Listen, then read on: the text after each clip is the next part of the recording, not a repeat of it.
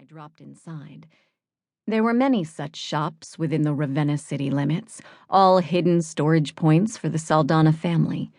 There were safe houses for the Da Vias, too, though I'd never seen one. They were a closely guarded secret. Most were simple places where one could change from leathers into something more appropriate, say, for meeting one's secret suitor for dinner. A few contained hidden entrances into a family's home, the place where we lived, where we dined together and slept and were tutored as children. Our literal home. If a family found another family's home, there would be trouble. Generations ago, there had been 12 families. 2 of the 3 lost families had been destroyed when another family discovered their home. The current king, as a disciple of Safrela, had no authority over the families and their relationships with one another. When he'd become king, he'd sworn an oath to remain unbiased in matters of the 9 families. If a family wanted to war with another, the king could not intervene unless their feuding endangered people outside of the 9 families. The common.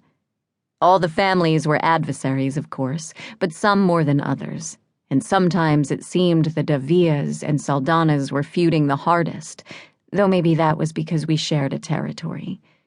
I tossed my dirty leathers into a cupboard reserved for my things.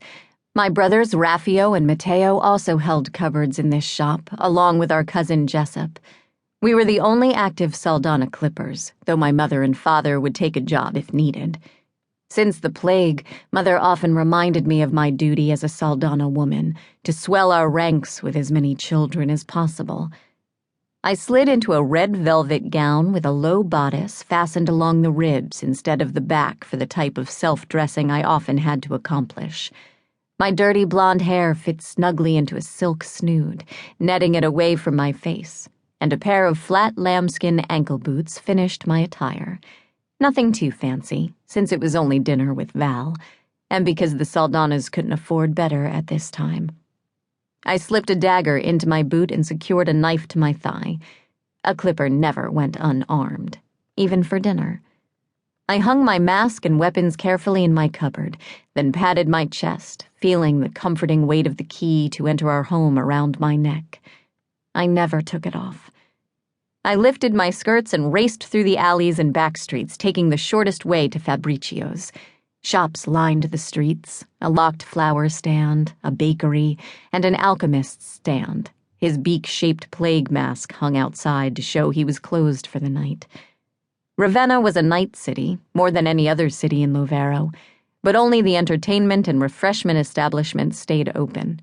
The other businesses waited for the sun to rise to save on the cost of oil. A salty breeze from the sea carried with it the sweet scent of the lantern oil used to light the streets. I inhaled and smiled.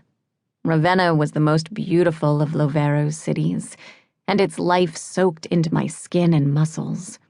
I reveled in running through its streets. I wouldn't want to be anywhere else in the world. Fabricio's appeared before me, lanterns flickering. My breath eased in my throat, and I strolled casually to the front door. The restaurant pressed against the crumbling city walls. The walls had once been used to keep the ghosts out, but with Safrela, the patron goddess of Lovero, the ghosts couldn't enter Loveran borders, even though the walls were cracked and collapsed. Ghosts could not cross onto holy ground, and now all of the country was considered holy. Before that, the ghosts would haunt the streets at night, stealing bodies and forcing people to hide in their homes. Now the ghosts just haunted the dead plains. A small crowd of people waited at the entrance. A pinch-faced woman on the arm of a man dressed in colored silks too gaudy for the season glanced at my dress and sniffed. Val dropped from Fabricio's roof to land beside me. The woman shrieked. He wore black velvet with gold brocade visible through slashes on his sleeves. An elegantly stitched gray leather vest matched his knee-high boots. Diamonds winked in his ears, and a ruby ring flashed on his left pinky. Val didn't purposely flaunt the Da Via wealth, but it was hard to ignore. He scanned the crowd, including me. I blinked slowly and nodded to him, a silent boast that said, "I beat you here." He nodded back.